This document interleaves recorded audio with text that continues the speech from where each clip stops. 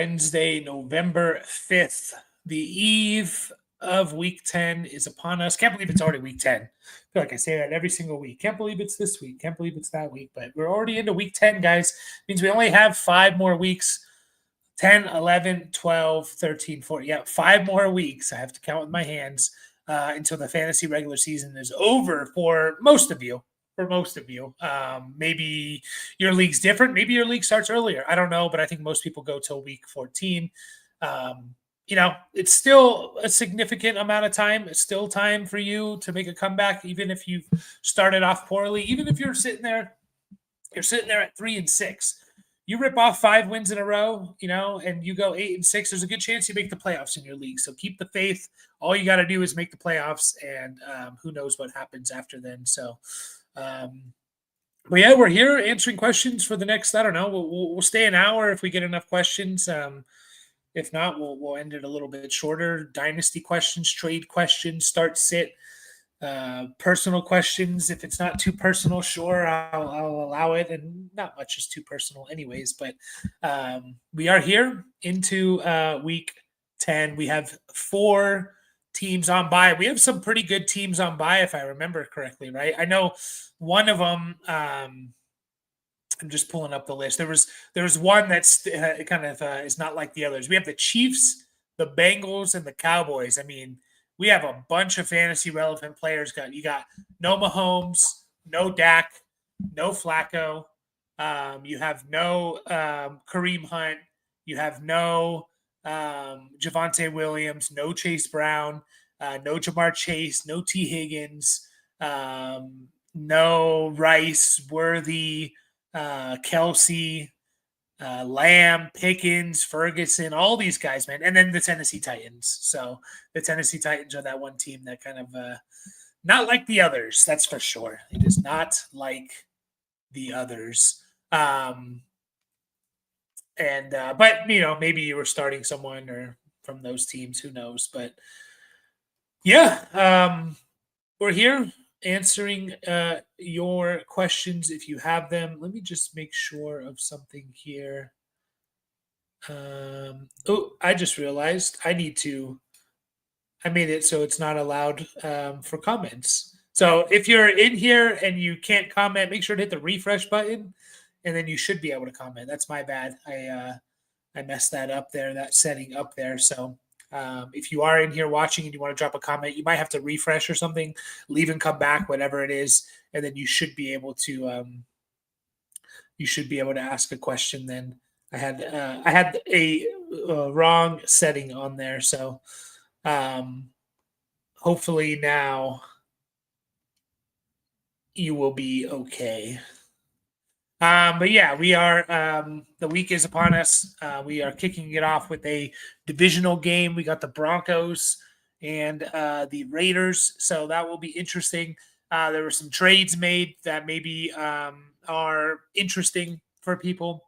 Not major trades, and I kind of expected it to play out this way. Like some smaller pieces that were made. I'm talking about for fantasy. There was some major defensive trades that happened. I mean, Sauce Gardner. Being traded to the Colts for a couple of first-round picks, and Adonai Mitchell is pretty insane. Quinnen Williams gone, so there were some big trades there. But in terms of fantasy, there wasn't a whole lot. I mean, Rashid Shaheed goes to the Seahawks, which is I don't know how I feel about that, to be honest. I think for just pure fantasy, maybe it was better that he stays on the Saints, but I don't know. I know he's reuniting with Kubiak, and Rashid Shaheed before he got hurt last year was awesome with Kubiak. So I know a lot of people are going to look at that, but I don't know. That team doesn't really pass a whole lot. That team being the Seahawks, and you basically know that JSN is going to get double-digit targets each and every week. So I don't know. It's nice to see. I think it's good for Darnold. I don't know how it is really for Shaheed himself and for anyone else on that team. I'm not sure if I'm super excited about that move. I mean, I'm happy for Olave. I mean, if you look at Tyler Shuck, I think he's thrown like 50 55 passes since playing, and 16 of those went to Shaheed.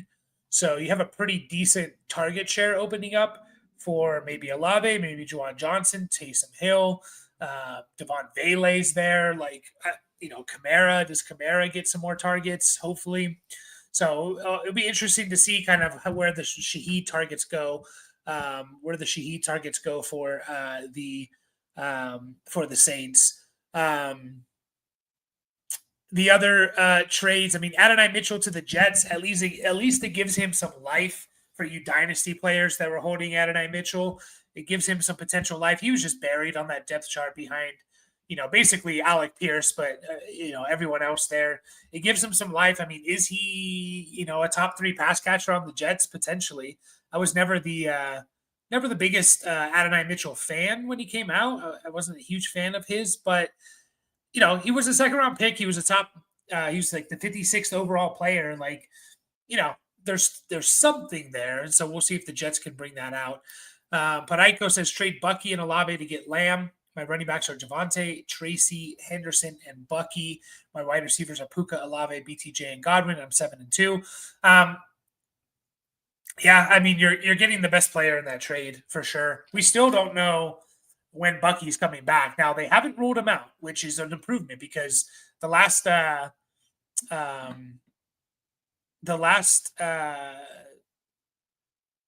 I just lost my train of thought.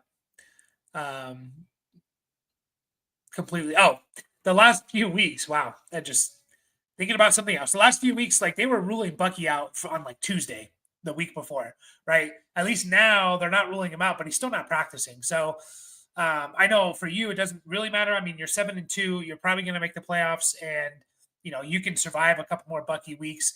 But the fact is, I think I'm okay with this trade.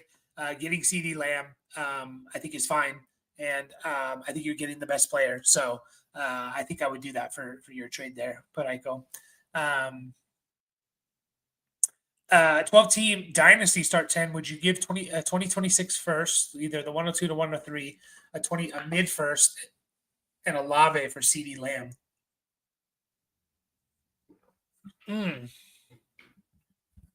That's an interesting one. I probably would. I'd say both sides are kind of benefiting from this trade. Like, if you're selling CeeDee Lamb and you're getting, a top 3 pick, let's just say a top 8 pick and Chris Olave, who's been very good this year. I think you're pretty happy with that haul for CD. If you're acquiring CD, I assume you're trying to, add him to your roster and make a big move and stuff like that. So I'm okay with that trade. I am okay with that trade. Are you giving up a lot for CD? A little bit, but that's what you have to give up to get him. So I think I'm okay with that trade on both sides, really. Both sides. So that's an interesting one, though. That is an interesting one. Is your team ready to compete here, J-Dabs? I assume it is. Someone offered Bill for Henderson. I'd still be taking Travion. I mean, Bill, that's just, I don't know where that Washington offense is going to go without Jaden. I mean, I know Mariota has at least,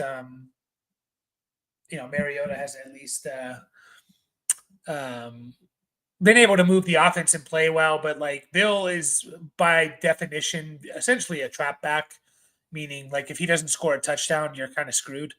He's probably going to give you a decent amount of yardage and stuff, but without catches and touchdowns, it means nothing. So I think I just keep Henderson. Do we have an update on Ramondre at all? Did the Patriots practice today? I mean, I know Ramondre maybe didn't have a great, he looked good, but he didn't have necessarily a great fantasy game. He did play 75% of the snaps, which is encouraging. Ramondre is still a DNP. It's a toe injury. Toe injuries can be fickle. I'm keeping Henderson.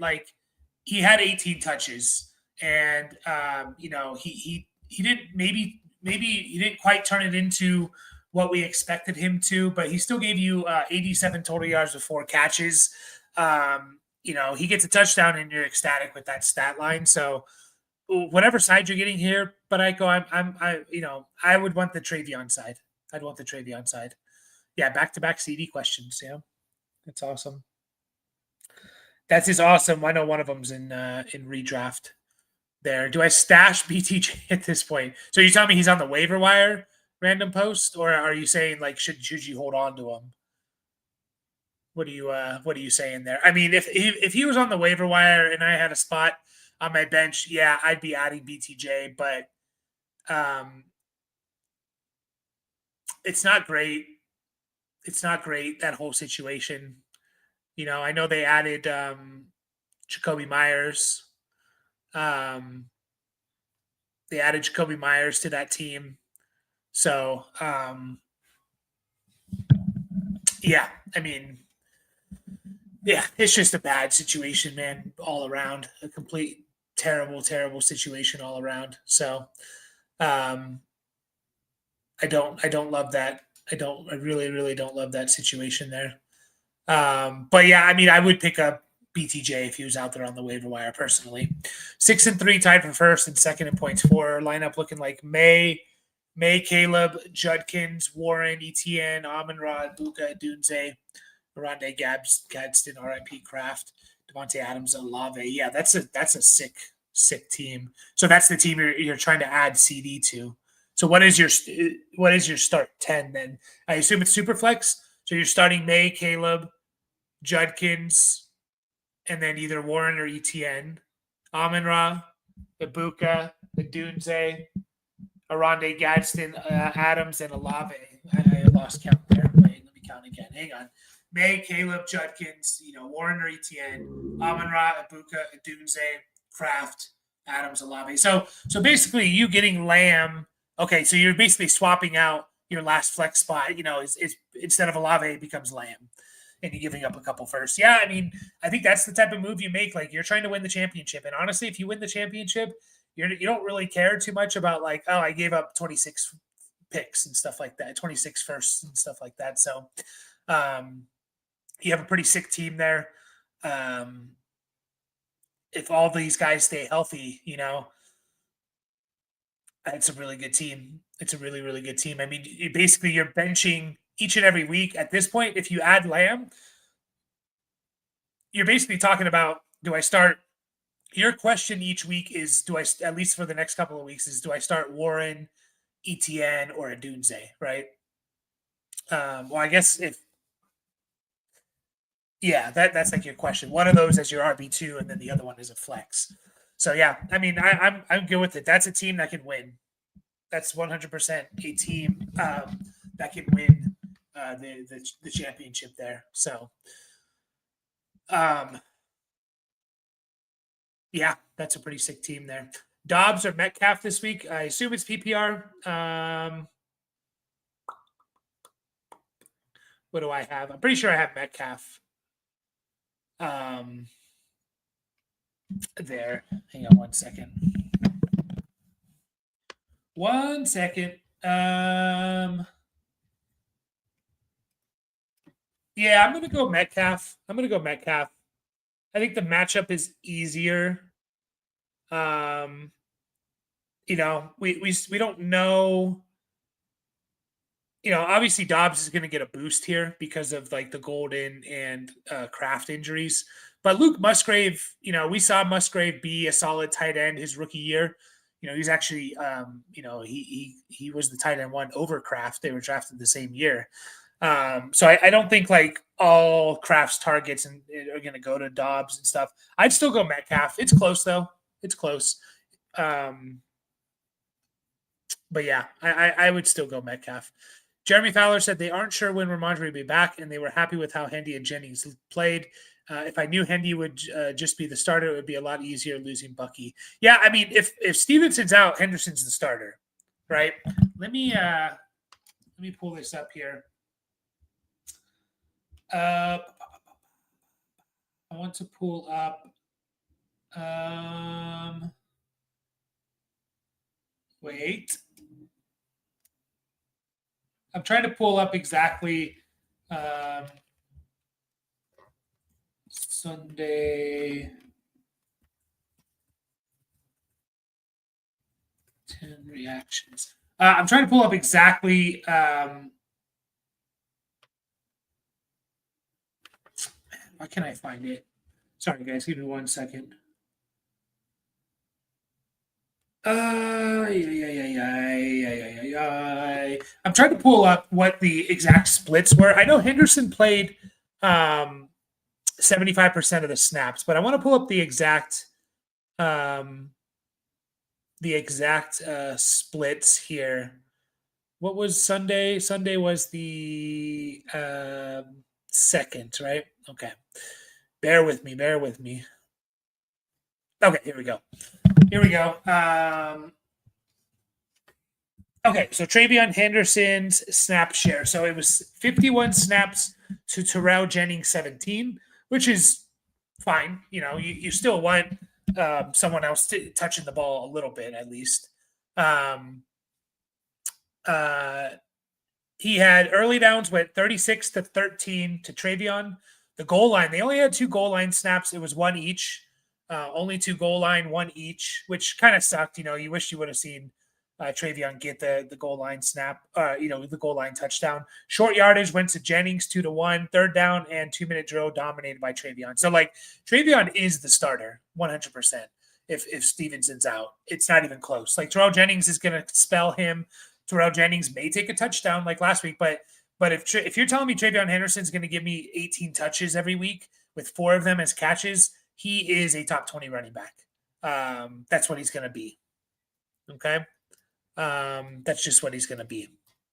So if you in PPR, if he's getting 18 touches with 4 catches, he's a top 20 running back. So I think you're safe. And again, we don't know about Ramondre, how long it's going to take and stuff like that. But yeah, I do think you have that with TreVeyon for the next at least couple of weeks. We'll see how long Ramondre's out. Price check on Rico in Dynasty. Ooh, we're going to start making. I'm going to talk with my brother. We're going to start really putting out more Dynasty video, like non-live record as we wind down with the fantasy regular season. We're going to start Dynasty videos, like pre-recorded videos and stuff. Price checks is part of that. Check us out on our rookie scouting. I think if you take anything from this channel, I think our rookie evaluations are the best thing on our channel. We do a really good job, I think, at just the rookies that we like and stuff like that, and that we don't like. But price check on Rico.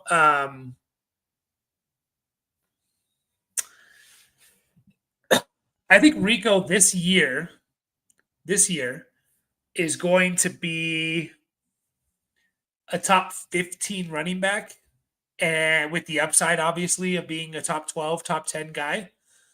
It's hard without really thinking about who exactly it is that I'm who is the top 10 and stuff like that. But what would I sell him for? I think at this point, I would because what is Rico's contract? Is he on this team multiple years? I know he didn't sign a big contract, and so that's my only concern. We see this a lot with running backs. They have these runs. Yeah, it was a 1 million. It was a 1-year contract, and so I don't like Rico as much unless if he's not on the Panthers next year. And so, if I'm a middling team, if I'm a rebuilding team, I am absolutely taking any first for Rico. I don't care if it's late or whatever. I would probably take a couple of seconds for Rico if I knew one of those seconds were early, in the top 15, 16 picks. I would take a second and, a player maybe a rookie that has disappointed this year that someone's out on. That's probably the trade you're going to make or try and get with him.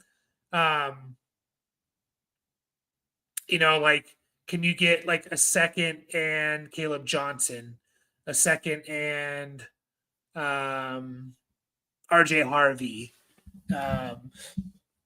You probably couldn't get that, a second and RJ Harvey. That's probably a little bit too rich, or even looking at the receivers, like a second and a Golden, Luther Burden, something along those lines I would do. But anything less than that, I think I'm just holding and hoping that he re-signs with Carolina. I just don't know if that's going to be the case. Like, if Rico's going to want to get paid, are the Panthers really going to pay two running backs a lot of money? Like, they paid Chuba Hubbard a decent amount of money, right? And so I don't know if that's really the direction they want to take that team, is like kind of like paying two running backs top 15 running back money or something. So that's kind of where I'm at with him. Hopefully that helps, Kevin. Only thing I'm worried about is having three Cowboys each week: Lamb, Javonte, and Aubrey. Should that be? I mean, the Aubrey part I don't really care too much. And no, I'm fine with Lamb and Javonte on my team. Like, I'm fine with Lamb and Pickens on my team. There's certain offenses, and I think the Cowboys are one of them, to where like I'm fine with starting two guys on that team. I am. Redraft question: give my Brees and Pittman, get Bijan and Shaheed. I'm in second place. Wide receivers are JSN, Rice, Lamb. Start two wide receivers in a flex. So you're kind of already benching Pittman essentially, right, Kevin? Like, even though Pittman's been, I mean, besides JSN, has Pittman been the best of those four wide receivers just in terms of total points? Obviously, I'm not benching Pittman for CeeDee Lamb or Rashee Rice at this point. But in terms of total points, Pittman's been the best of those three besides JSN, right? I would assume he's better than Lamb. Maybe he's not better than Lamb at this point. Let's see here. Lamb is, Lamb missed 3 weeks, right? Yeah. So since you have that type of roster, you're getting the best player in Bijan, and you're kind of trading like a bench wide receiver essentially. I'm okay with that. Now, if you were starting these guys, I'd be a little bit more hesitant, just because, like, I think Brees is just a good running back. He's RB 16 on the year, RB 18 in points per game. I think the Jets, we talked about it with the Jets, their schedule kind of lightens up a little bit. They had a pretty tough schedule. Well, I don't know, actually, now that I look at it, we got to reevaluate that, because it seemed like in a few weeks ago that this was a decent schedule, but Browns, Patriots, Ravens, Falcons, maybe it's not that. I mean, Brees Hall could win people championships. Dolphins, Jags, Saints. That's week 14, 15, 16. So, like, his playoff run is going to be pretty nice there. Yeah, I'm good with that trade, Kevin. I think you're getting the best player. Shaheed, we'll see. We'll see what he is. I don't think, in shallow leagues he's going to be much, but you never know. You never know there. Appreciate you, J-Dabs, and appreciate all of you. As always, guys, make sure to hit the like button for us. That's all we ask. All we ask, hit the like button for us. Help us, get more eyes on the video each and every time we go live. And yeah, of course, make sure to subscribe if you're not subscribed. Make sure to do it, because especially if you like Dynasty content, we're gonna put a lot of Dynasty content out over these next, all off season. I honestly, in terms of making content, I enjoy the off season more. I have more time, first of all, and then like I enjoy the rookie stuff and buying low and selling high on guys and stuff like that. So I think that's just where it becomes the most fun here. Hoping for Henderson. Starting rest of the season. Yeah, I don't know. I think if Ramondre comes back, he's the starter. If Ramondre comes back, he's the starter. Sucks, but I think that's just what's going to happen. But he could miss some time. I mean, that toe injury might not make him the same. That could really mess up his entire season. It really, really could. So,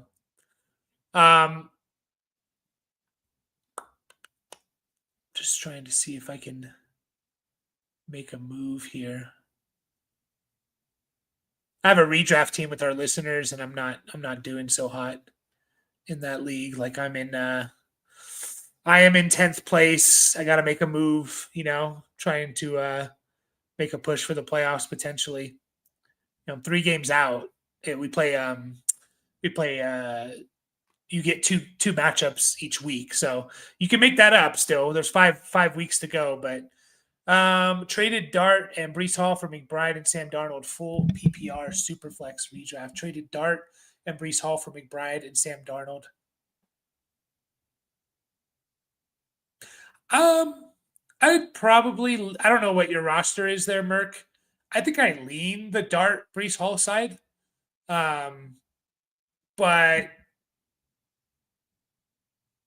I don't mind either side. I mean, you're getting one of the best tight ends in the league.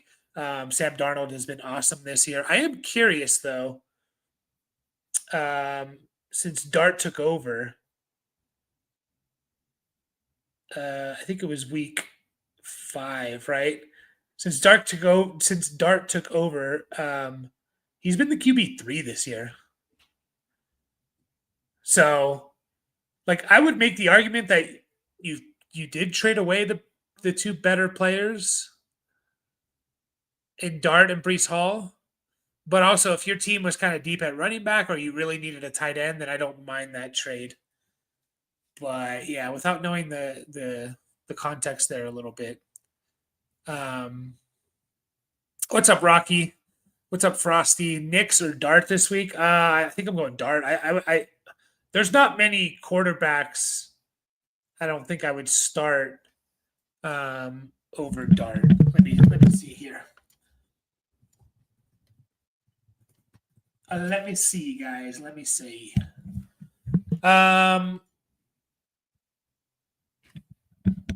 Yeah, ooh, they are close though in my rankings. They are close in my rankings. I'm gonna go Dart though.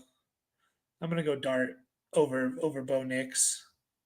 Chicago, man, their defense sucks. Their defense sucks and their offense is really good. And so I shouldn't say really. Their offense is good, and so that just can lead to just like a bonanza shootout of games and stuff like that. Whereas like Denver just defensively just could shut down the Raiders and we're in the late third quarter and like the Broncos don't even need to do anything in the fourth quarter. So I think game script wise, because it's so close and kind of a coin flip, I think game script wise, I'm gonna go Dart. I just think the game script is better. Obviously, any games can go anyway, right? So don't hear what I'm not saying, but yeah, I think I just go Dart there.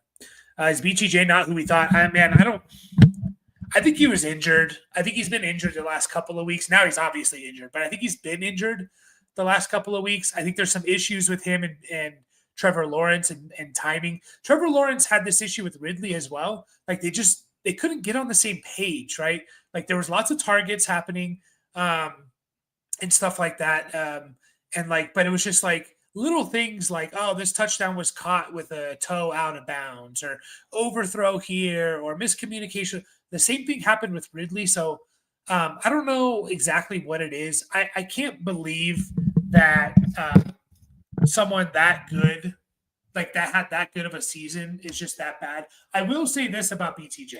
The one thing I'll say about BTJ is, and maybe we slightly overlooked this just a little bit. If you go back and look at his 2024 season, his last 4 games, so he played in 17 games. His last 4 games of the year, like a third of his production came on his last 4 games of the year. Now, maybe it's just, we can make the argument.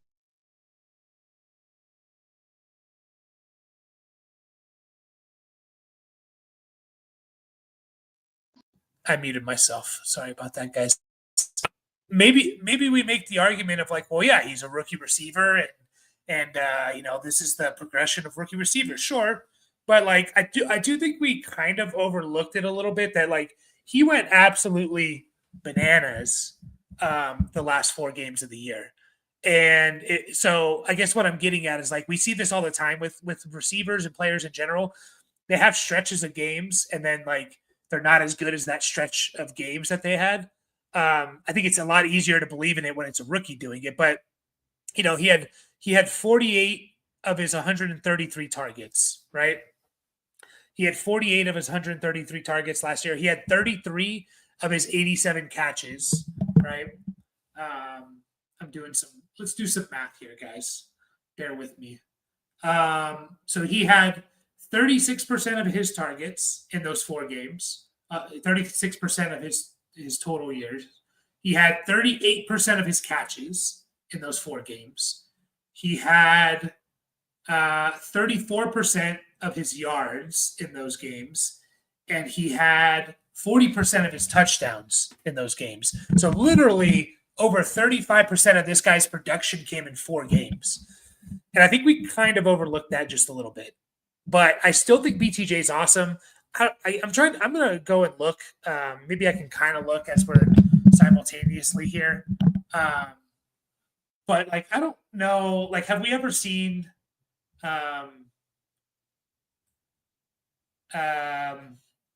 one second. Like, I don't know if we've seen a guy look that good in his rookie year to just fall off like that. We're gonna kind of look it up though. Do we see Tet being serviceable? Yeah, I mean, I would kind of argue that like Tet's kind of been serviceable this year. Like that's a good way to describe him. I don't know. I guess it's what is your definition of serviceable? He's wide receiver 20 on the year, Tetairoa McMillan. But in per game, it's going to be a lot worse. He's wide receiver 35 in per game. So I kind of view that as like serviceable. I think like with Tetairoa, like we just need one blow up game to happen, and like we're all in because he's been good. He has one blow up game. The guy's going to be a top 15 wide receiver. That's because he's been pretty consistent. Like he has all but 3 games above double-digit points in PPR. He just doesn't have that blow-up game. He has one blow-up game. The guy's sitting there at wide receiver 15 after that blow-up game. So I think he's been serviceable. I'm excited for dynasty-wise. Like obviously, we overdrafted Tet in redraft. We do this a lot. We do this a lot with rookies as more and more dynasty brains. As we get more influenced by dynasty. That pushes up rookies in redraft as well. Look at TreVeyon Henderson and Tetairoa McMillan and all these rookies, Genty and stuff like that. And, for the most part, rookies do take a little while to come on. So I'm 3-6. I traded away Bucky and Nico for Saquon and T. Higgins. I mean, you're 3-6, so I would say that's a good trade, mostly because we don't know if Bucky's going to, like, if you did that this week, yeah, I'm fine with it. I mean, if Bucky plays this week and he's, full on okay, then I think you probably lose that trade. If Bucky misses just 1 week or he comes back and he has a limited workload, you won the trade. You made the move you had to make. You're 3-6. You have 5 weeks left. You have to win out, essentially. You have to win out. You can't wait another week for Bucky to come back. You can't wait another week for Bucky to play and then, only play 30% of the snaps or something. Like, you just can't. So, like, I'd say you won that trade, Bug, because you had to. You had to do what you had to do. And I try and push this on people a lot. I'm trying to figure out something in one of my leagues as well, where it's just like, are you going to just sit there and lose with the players you have? Or are you going to make a move and then either go on a run or just lose with those players, Either way, worst case scenario is just like you lose, which you're already doing. So might as well try and make a trade, right? Is BTJ and Godwin too much for Tet? Yeah. Probably.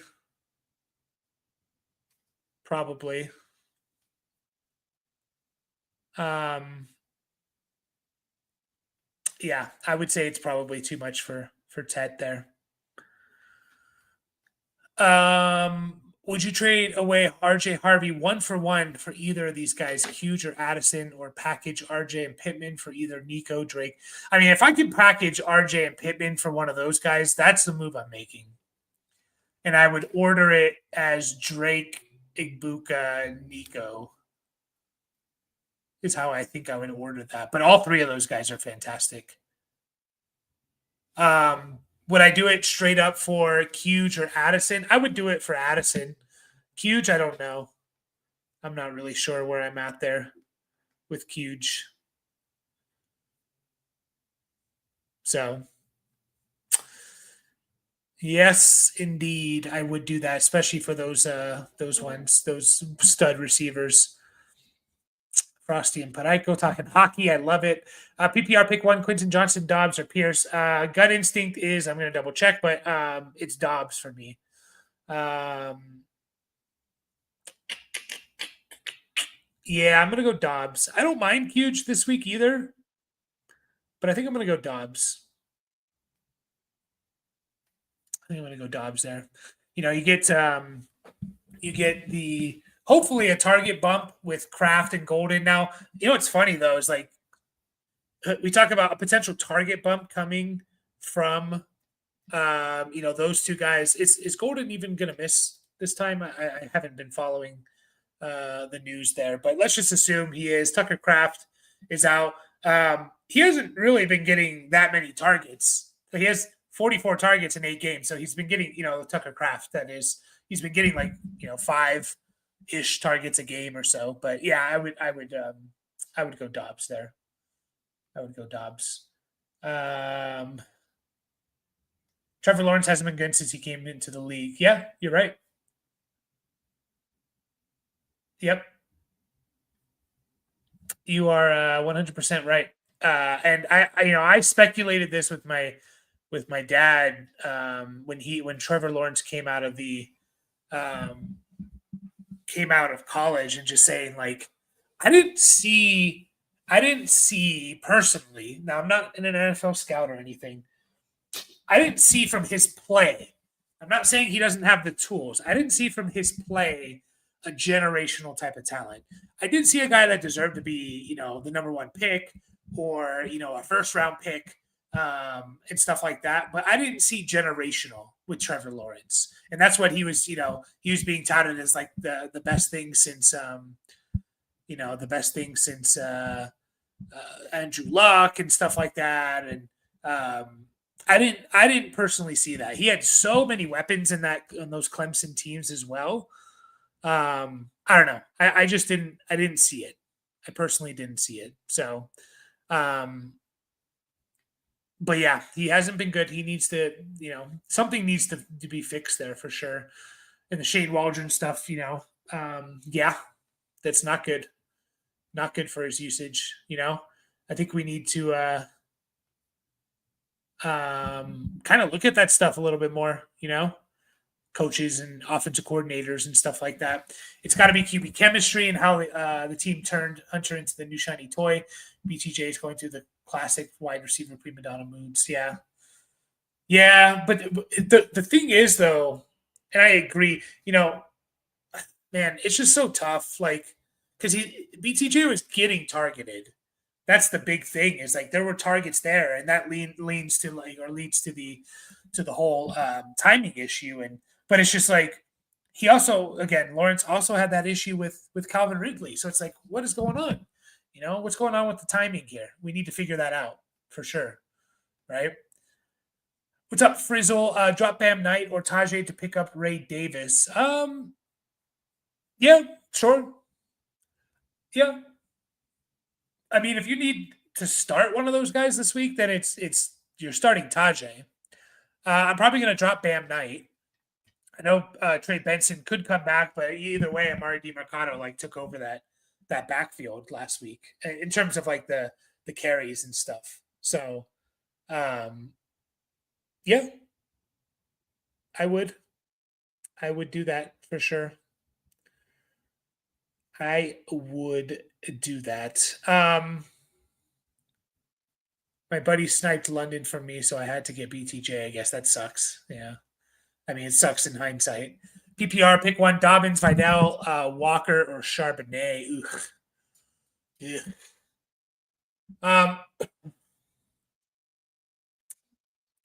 It's going to be Dobbins for me.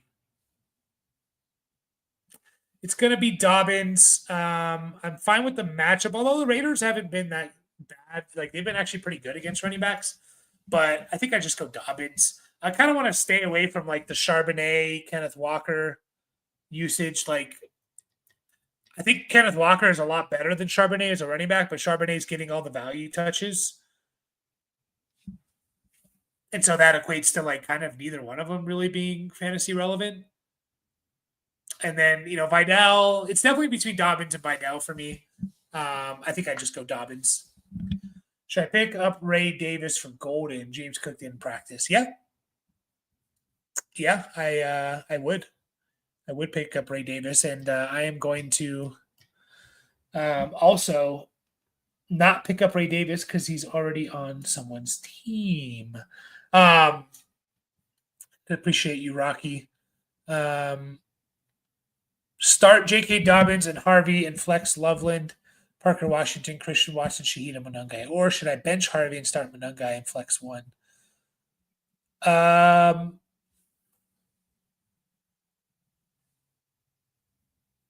So you're saying start Dobbins and Harvey or flex one of those guys? Is that the question, Paul? Like flex Loveland, Parker Washington, Watson, Shaheed Monangai over Dobbins and Harvey. I don't know if I want to start RJ Harvey. I know like you're gonna look at his fantasy. We're gonna look at his fantasy score and look at it and be like, oh yeah, I gotta start RJ Harvey because he scored 4 touchdowns in the 5 touchdowns in the last 3 games. But like look at his touches and look at his usage. Now, if he gives you 5 catches, that's a different story.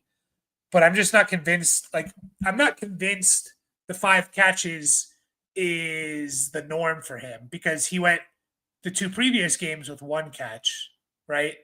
So, like, if I could bank on him getting those 5 catches, I would start Harvey. And if you believe he's going to get that, then start Harvey. But I'm throwing a little bit of caution there. Like I don't know. He's only playing he played 31.7% of the snaps against Houston. That's just above his season average. Generally, you don't start guys that are playing that little. Like that snap share is that small. So like I don't mind benching Harvey for like a Loveland or a Parker Washington or a Monangai, especially if Swift is out. Now they say Swift is going to play. Right? They say Swift is going to play. But I think I might potentially bench Harvey there. But again, I know it's hard because you see the fantasy points over the last couple of weeks.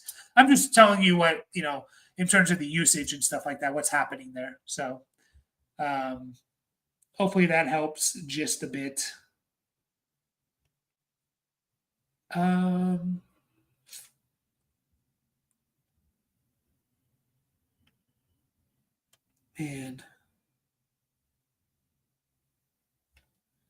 Man, oh Manny. Is Puka Nacua gonna miss time, man? Expected to play Sunday. Maybe it's a pain tolerance thing. Non PPR, pick 3, Waddle, AJ Brown, Swift, Harvey, Henderson. Yeah, I think I agree with Frosty. I think it's the first 3. I mean, non PPR, you're looking at touchdowns, right? So, I mean, maybe you can make the argument it's Harvey, but like he's just not getting like I don't believe he's going to get a touchdown. Like literally 5 touchdowns in the last 3 games. But those last 3 games he's had 5, 13, 20 touches. Is he literally going to score a touchdown every 4 touches? That would be insane. That would be the most efficient player ever. So I think I go the first 3 for sure. Waddle, for sure. AJ Brown. I think the question comes with Swift. If you were worried about Monangai here, then I think I pivot to Henderson if Stevenson's out. If Stevenson's out, I pivot to Henderson because he's going to get 15 plus touches most likely. So I think that's the way. But I think I would go the first 3 personally. Do you think Kittle could finish strong moving forward, or maybe if Purdy comes back? I think it helps Kittle if Purdy comes back. And yes, I do think he can finish strong. I think he can finish as the best tight end, from this point on, because that's just who George Kittle is. Is that going to happen? I don't know. He did come back from an injury, and he's obviously, he's not really playing well, but yeah, I do think he can. The Raiders a good run defense. Yeah, they have been pretty good against running backs, that's for sure. I would like to look at their schedule though. So they played the Patriots, week 1, which, you know, do the Patriots have a good running back? I don't know. So that skews it just a little bit. They played the Chargers, and that was before Najee getting hurt, or did Najee get hurt week 1? I don't remember. They played the Commanders, not a great running back. They played the Bears. They played Jonathan Taylor and the Colts, and Jonathan Taylor scored 3 touchdowns, but his yards per carry was not very good. They played the Titans, the Chiefs. So, you're looking at their schedule, though, I think it's a little bit, it might be a little bit deceiving on how good their run defense is. Again, you played you have the Patriots, the Commanders, the Titans, Chiefs, and Titans and Chiefs. Even the best running back, obviously, they played is the Colts, but other than that, they played some good ones in Swift, ETN, but nothing too crazy. So, just thought I'd throw that out there. Should I trade Henry and BTJ for Monty and AJ Brown? Derrick Henry and BTJ for Monty and AJ Brown? If this is a shallow league, Alex, I'm just going to keep the best player in Derrick Henry. I think Derrick Henry's the best player. I think what he did last week should be very, very encouraging to Henry managers. I know he didn't have a huge fantasy game, Henry, but he carried the ball. He looked like Henry of last year in terms of just how efficient he was. 19 for 119. Average 6.3 yards per attempt with Lamar back. You're very encouraged. So I'm keeping the best player in Derrick Henry there. Calvin Ridley was so close to getting. Yeah, why wouldn't they trade Calvin Ridley? I know it doesn't necessarily work that way, but they should have. They should have. What do you think Shaheed's production will be like reunited with Kubiak? Yeah, and if you go look at what now, very small sample size. But Shaheed last year with Kubiak was awesome. Shaheed last year was amazing. Again, it was 5 games, but in those 5 games, he gave you 20 catches for 350 yards and 3 touchdowns. That's good for a 56 catch, 1,000-yard, 8 touchdown year. So nothing crazy. My only issue is the Seahawks just don't throw the ball a lot. Let's see here. What is their pass rate?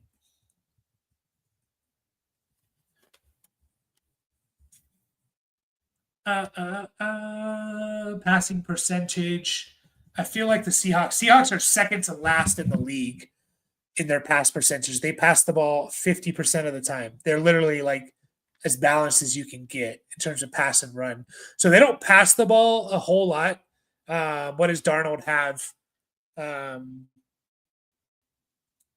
Here, Sam Darnold has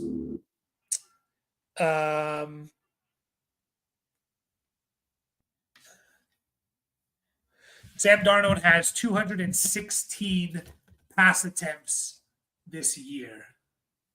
Yeah.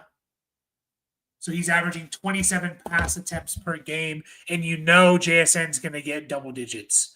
JSN's probably going to get over 30% of those. And so, then you have Cooper Kupp, you have Torrey Horton, you have the tight ends. That's my issue. I think they got Shaheed. It's great for their offense. It's great for Sam Darnold. It's a guy that can also stretch the field. It's an insurance plan if Cooper Kupp is hurt even more, or it's tough to say you can go in. This team's going to make the playoffs. It's tough to say that you can go into the playoffs and your start. You have JSN and then a rookie as your wide receiver too. And Torrey Horton, a 5th-round rookie. I like Torrey Horton. I think he's going to be good. But if you have aspirations to win a championship, you got to add to that wide receiver room, and they did. We see teams, and this was the issue with the Packers and Devontae Adams, those MVP years, late MVP years for Aaron Rodgers, like 2020 to 2022 or whatever, is like teams. Devontae Adams was like the best wide receiver in the league. Teams in the playoffs are good and they know how to shut down your best player. And then they had no one else on those teams. And you could see that kind of happening to Seattle. You could see a playoff game where, they come in, they're favored, they've had a great season, they're the number 2 seed or whatever. And then they play a defense that knows how to play defense. They can shut down JSN. Who are you going to? Right? AJ Barner, Torrey Horton, so I think that's part of their thinking a little bit here. Also, Shaheed's awesome as a returner. I don't know off the top of my head who's doing all the returns for Seattle and stuff like that, but he just adds a lot, and obviously he's familiar with the system and stuff like that. So I guess Torrey Horton's actually been pretty good in the return game. So yeah, I think it's interesting. I think Shaheed in fantasy is going to be a tough to know when to start him though. I guess is what I surmise out of all that. All right, we'll get to a few more guys and we'll take off. Derek Just in Dynasty full PPR Superflex. I traded Stroud, Collins, and Dowdle 27 first for Justin Jefferson, Olave, and Andrews. I have Daniel Jones and Tua. It's a tight end premium, and I lost Kraft and need wide receiver help. So you traded Stroud, Nico Collins, and Dowdle, and a 27 first for Justin Jefferson, Olave, and Andrews.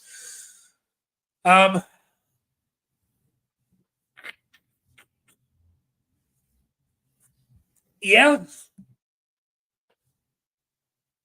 I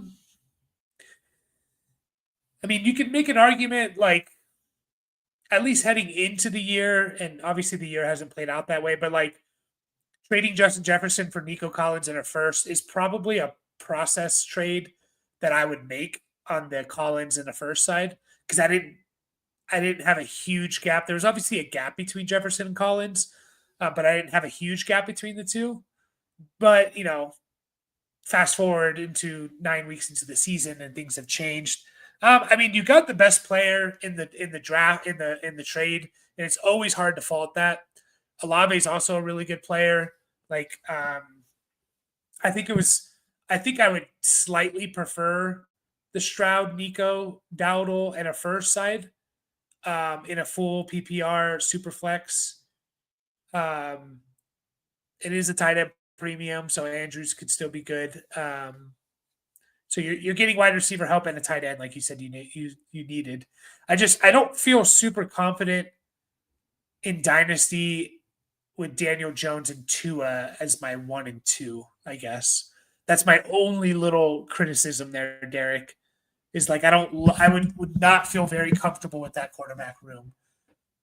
I don't even feel comfortable with starting Tua. I don't feel great starting Tua each and every week. Daniel Jones is a different story. But we're also getting to a tough portion in Daniel Jones's season. In the Colts season, they're playing some tough teams. So, you got the best player. It's tough to say. But I think I would have taken the Stroud side there, Derek, if I'm being honest. If Ramondre doesn't play well as Cook, Aaron Jones, and Chubb, which 3 should I play? PPR, as well as Cook, Aaron Jones, and Chubb, which 3 should I play? PPR, Marks, Hendo, Mason, Ray Davis. I mean, if Cook is out, Ray Davis is in. I'm still starting Woody Marks. So you have Ramondre, Aaron Jones, and Chubb, and then you also have Marks, Hendo, and Ray Davis. That's kind of funny. You've handcuffed your team, and Jordan Mason. You've handcuffed your team really well there, huh? I'd probably go for sure Ray Davis, Hendo, and Marks. I think that's where I would go. I know this is fantasy, but what did you think? Oh, it is awesome. I mean, that whole series, Rocky, was amazing. I mean, that was so good for baseball, and I'm a baseball fan at heart. I know I'm a Padres fan, and I hate the Dodgers, but I also want baseball. I want people to love baseball as I love baseball, because I think it's an amazing sport that it's easy to just say, it's slow and boring. But man, there's so much drama when it comes to playoff baseball. Just baseball in general, there's a lot of drama and the ins and outs and stuff. And And so, like, I hope that gets people a little bit more interested in it and just how great, a baseball playoff series could be, because that was definitely amazing. That whole series was amazing. So, congrats on all the Dodgers fans out there. Maybe one day I'll see one of my teams win a championship. Probably not, though. I traded George Pickens for Rico Dowdle. I have Jamar Chase, Shaheed Rice, Quentin Johnston, Moody. My running backs are Achan and JT, had Scat and Chuba Hubbard. I traded Pickens for Rico Dowdle. Yeah. Sal, were you in Monday stream? I think we had this similar thing, like, and we were talking about Dowdle and Pickens, like, and I would probably choose Dowdle as being better than Pickens rest of the season. So I'm fine with that.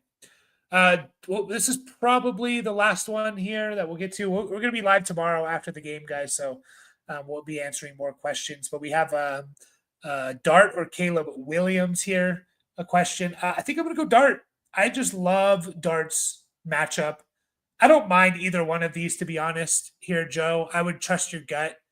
This is the trust your gut type of play here, meaning I don't mind either one of these, but I think I would lean Dart. So. But, guys, that is all. We're going to wrap it up there. Appreciate everyone. We'll be live again tomorrow. So join us then. Hit the like button, and I really appreciate you all, just listening to me talk, giving me stuff to talk about. It means a lot, and I hope you stick with us all season and in the off season if you play Dynasty, and even if you don't play Dynasty. So appreciate you guys, and we're going to see you all tomorrow.